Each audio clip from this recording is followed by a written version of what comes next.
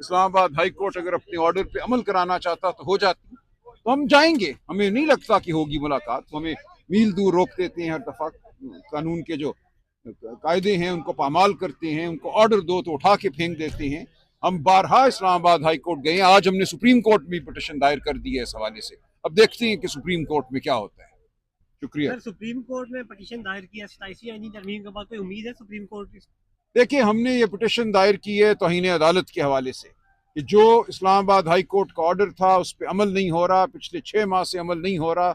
आप जानते हैं मंगल वाले दिन, जुमेरात वाले दिन मुलाकात इमरान खान साहब से उनका हक है, उनके ख़ानदान का, वकला का, दोस्तों का हक है।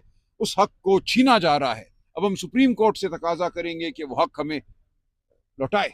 अब देखते हैं ये सुप्रीम अच्छा, कोर्ट क्या करती है। बैरिस्टर साहब, आपने देखा कि इकोनॉमिस्ट के एक आर्टिकल को लेकर पूरे मीडिया पर तो कंपेन वाहियात, की गई, उसके बारे में आप क्या देखें, कहेंगे? ये इंतहाई बेहुदा हरकत थी, एक खातून को मौजू बनाना और वो बातें की गई जो हर सड़क पे फिरता लौंडा जो है पिछले कई माह से कर रहा है।